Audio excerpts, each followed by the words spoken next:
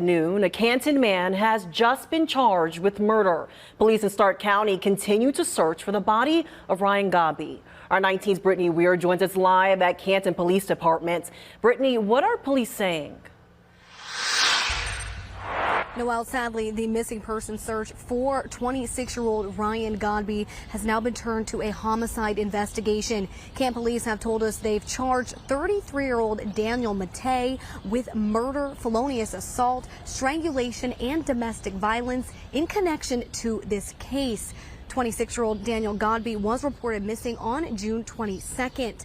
The last place that he was seen was on June 19th at Darlin's Crew, a club here in Canton. Canton Police Chief said that new evidence makes it clear that Ryan is deceased and Daniel Matei is responsible. However, police did not share what that evidence is. They are now working to locate Ryan's body. Canton Mayor shared the following statement. He stepped onto the stage like he always did, with confidence, glitter, and the kind of joy that lit up an entire room. Known to most as JJ, Ryan Godbey had just finished another show at Darlin's Crew, the LGBTQ+ nightclub, where he had become a favorite performer and a symbol of pride for many in Canton, Ohio. That night, he was surrounded by music, applause, and friends. There was laughter. There was love. Then he vanished.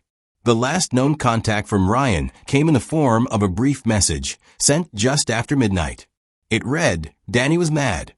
After that, silence. When Ryan didn't return home, his mother grew worried. Then she entered his apartment. The door wasn't damaged. Nothing seemed to be stolen. But his wallet was still there. His medication untouched. His beloved cats abandoned.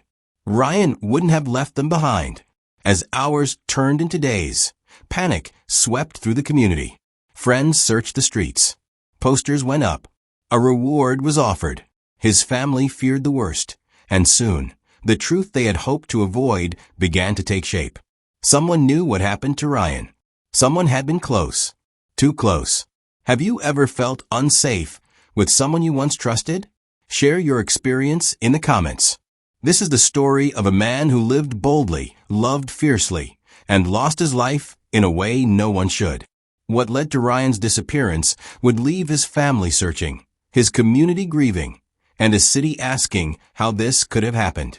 You're watching Dark Trace Crime Stories, where every story demands to be heard.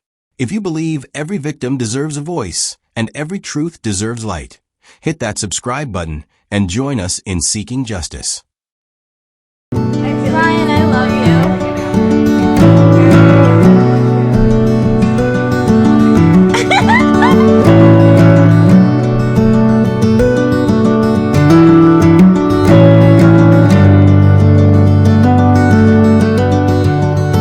Ryan Godbey was born in 1999 and raised in Stark County, Ohio. From the beginning, he stood out not because he wanted attention, but because of the warmth and energy he carried wherever he went. Those who knew him describe a person full of heart, someone who could shift the mood in any room with a single smile or unexpected joke. Ryan's mother, Jackie Godbey, was more than just a parent. She was his anchor.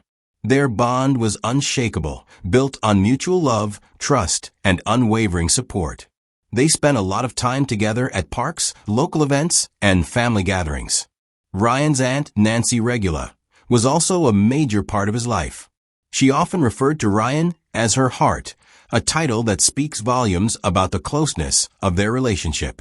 As he grew older, Ryan developed a deep interest in the arts and a strong sense of responsibility toward others.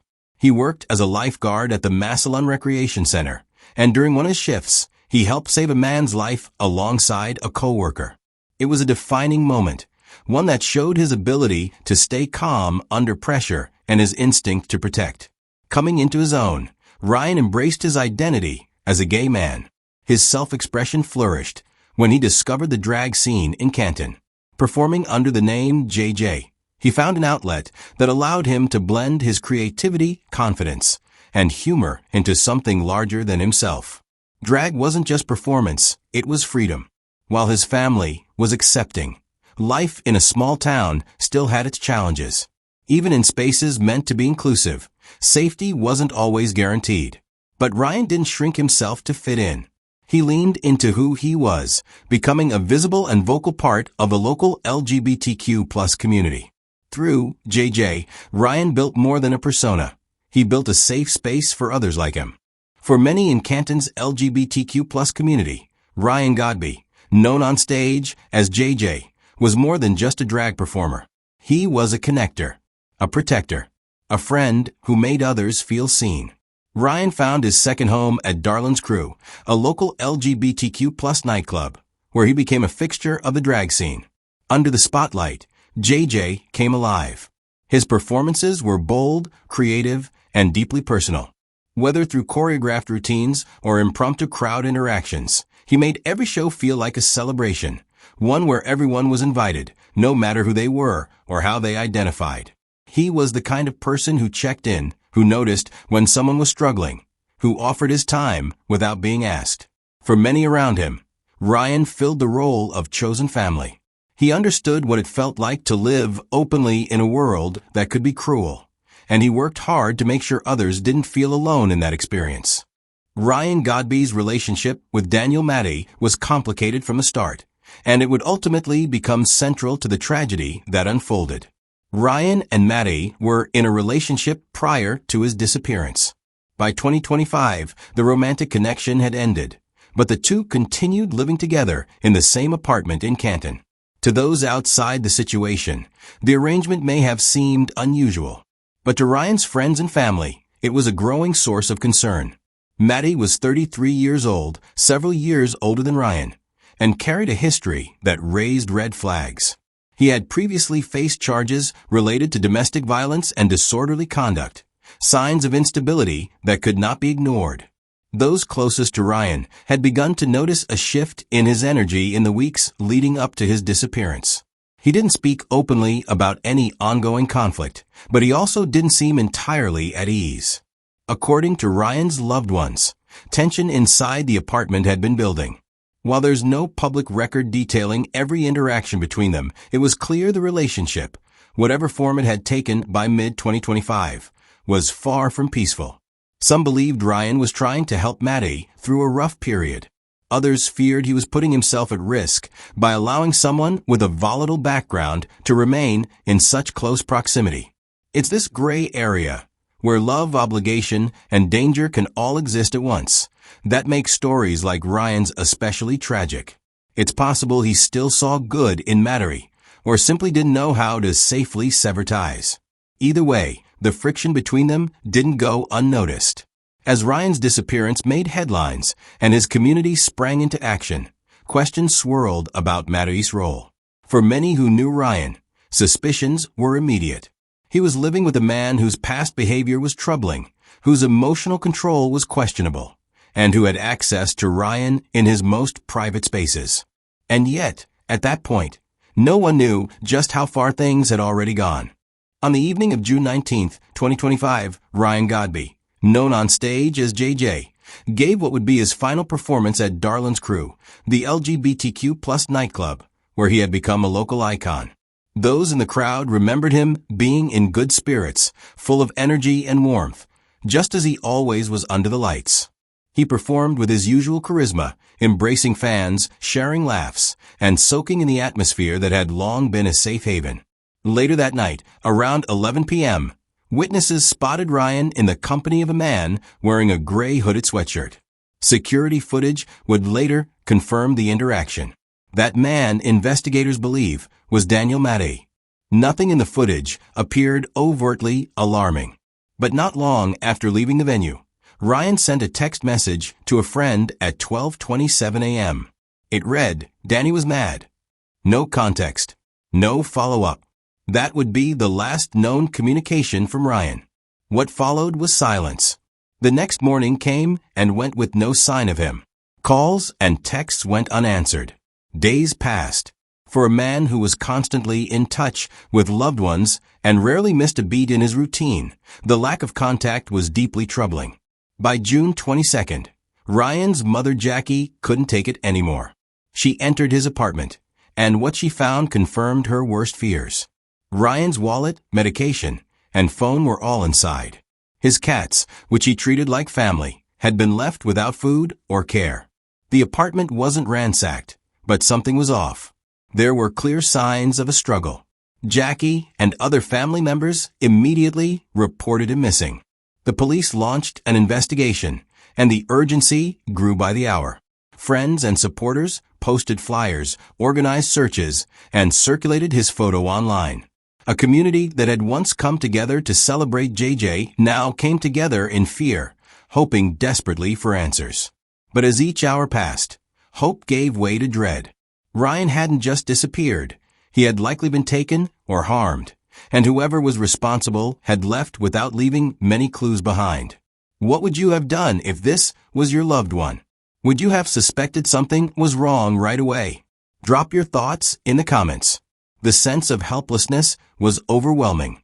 The people who loved Ryan most were forced to confront the possibility that someone he once trusted had turned violent, and that whatever had happened that night was far worse than anyone had imagined. Desperate to find her child to give him a proper burial after police arrested his roommate, accusing him of his murder. Again, we thank you for joining us tonight. Lena is off. Ryan Godbey disappeared in late June, and loved ones want to know what happened. CU New Yorker sat down with Ryan's mother and joined us from the newsroom with the latest on the investigation. See you. Good evening. Yes, good evening, Russ. Where is Ryan Godbey? Family and friends want to bring Ryan home so that they can celebrate their life. Jackie Godbey says she hasn't had a good night's rest since her child, Ryan Godbey, was reported missing on June 22nd. Myself and the family and Ryan's friends and the community, we're without words anymore. We just don't understand. It's been really hard because even on the days where I try to forget about situations, I'm brought with memories from Snapchat and my camera rolls and all that stuff from him. So he was a big part of my life. Canton police arrested Ryan's roommate Daniel Matei on murder, when Ryan Godbey strangulation, was officially reported domestic missing on June 22nd, 2025, the Canton Police Department responded quickly. The circumstances were already suspicious. His phone, wallet, and medication had been left behind, and his beloved cats had been neglected. Officers took the case seriously from the outset, understanding that Ryan's sudden disappearance was not in line with his usual behavior. As investigators entered Ryan's apartment, the evidence strongly suggested something violent had occurred. While the space hadn't been torn apart, it showed clear signs of a physical altercation. Detectives processed the scene, documenting the belongings that had been abandoned and gathering anything that could point to what had happened in those final hours after Ryan left Darlan's crew. Just 2 days later, on June 24th, crews with the Ohio Department of Transportation made a discovery that escalated the case.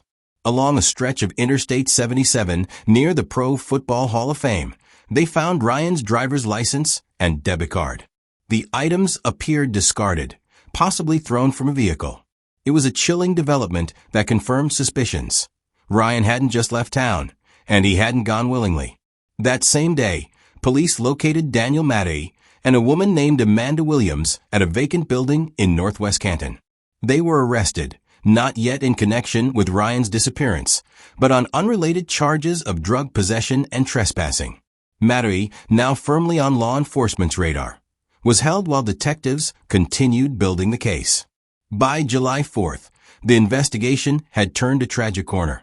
Based on evidence collected at the apartment, witness interviews, and ongoing forensic analysis, police announced they were charging Daniel Matei with 4 felonies: murder, felonious assault, strangulation, and domestic violence.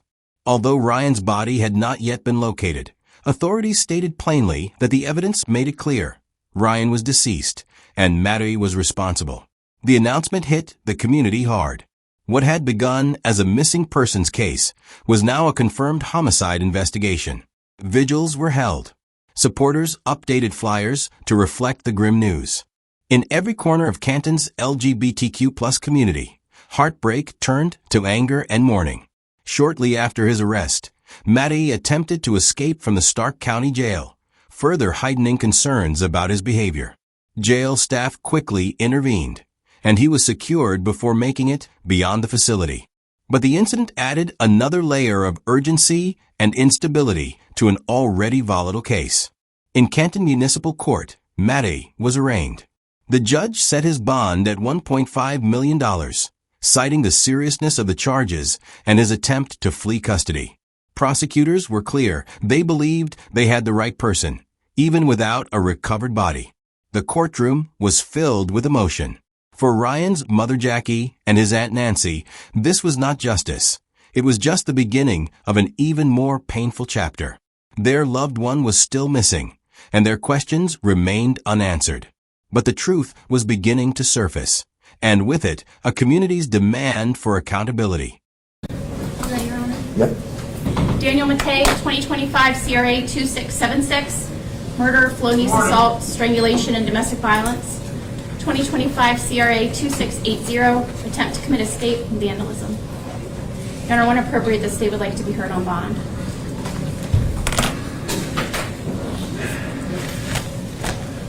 Mr. Matei, your attorney, Mr. Kowalczyk, is here. I'm going to let him speak on your behalf. You've got some papers there. Do you understand those charges? Yes, sir. Okay. Mr. Kowalczyk? Thank you, Your Honor. We acknowledge receiving copies of the complaint. Waive formal reading. Ask for this matter to be set for a status docket. I don't see much sense in setting it for a status since we don't have much time. I'm going to set it for a prelim. I'm fine with that. Friday the 11th. That works. Okay, at 10:30. And State, do you want to be heard on bond? Yes, Your Honor. On Friday, Judge Falvey set a $1 million bond on the murder charge. We would just ask that you keep that bond as set. Mr. Kowalczyk, do you have anything to say? Not at this time. Okay. Actually, the court's become aware that since he was served with these warrants, he's also been charged with an attempt to escape and a vandalism while at the Stark County Jail, which indicates to me a willingness not to appear in court. So I'm going to up that bond to $1.5 million. Thank you, Your Honor. And we will set the prelim for this Friday, the 11th at 10:30 a.m. Okay. Thank you. Thank you.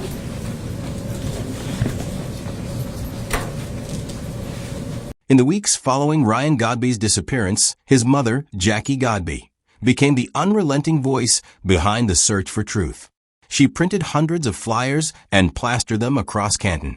She worked with police. She called news stations. And she pleaded with the public, anyone who might have seen or heard something, to come forward.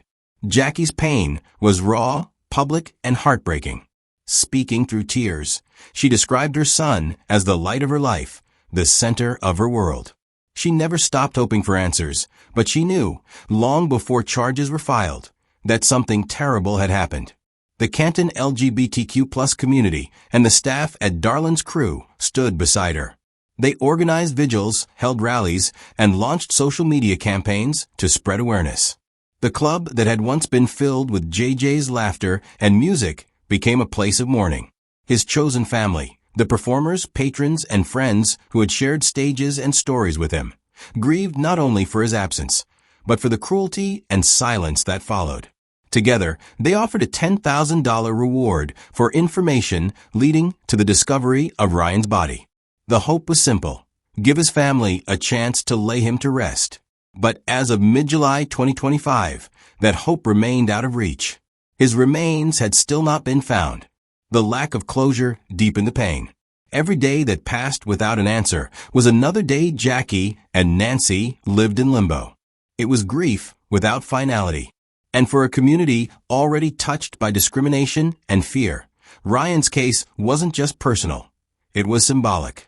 In Canton and beyond, people marched and spoke out, not only in Ryan's name, but for the countless others who faced violence in silence. His story sparked conversations about safety, visibility, and the enduring dangers faced by LGBTQ+ individuals, especially in smaller towns. But amidst the advocacy, the banners, and the news reports, a mother waited. A family mourned, and a city wrestled with the shadow left behind by a life that had once brought so much color and joy. Ryan wasn't forgotten, not by his family, not by his friends, and not by a community that refused to stop searching. His name remained on posters, candles, lips, and hearts. But until he was brought home, the wound remained open. Offering a $10,000 reward for any information that helps find their body. Ryan was reported missing on June 22nd. Last week, their roommate, Daniel Matei, was charged with murder, but Ryan's body has still not been found. The family is asking for any information about Matei and Emmanuel Williams' whereabouts between June 19th and 24th. Tips can be submitted anonymously to Canton Police.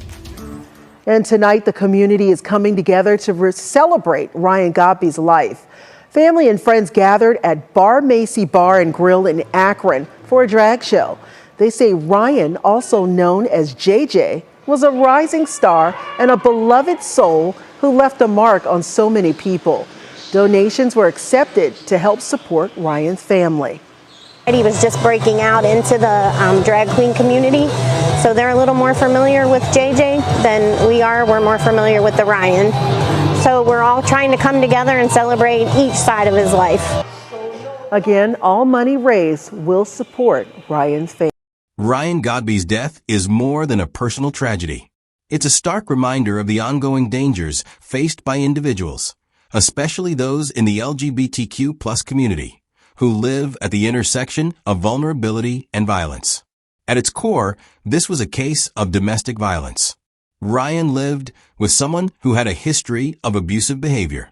The red flags were there: prior charges, erratic conduct, emotional instability. And yet, like so many in similar situations, Ryan remained in proximity to a person he once trusted.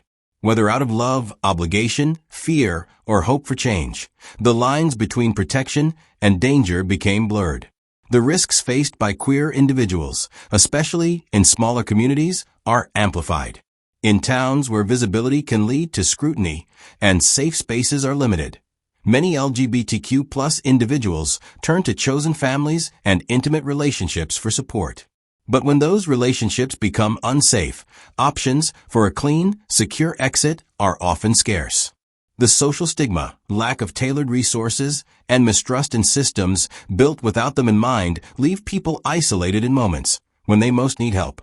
Building trust between marginalized communities and law enforcement is another essential step.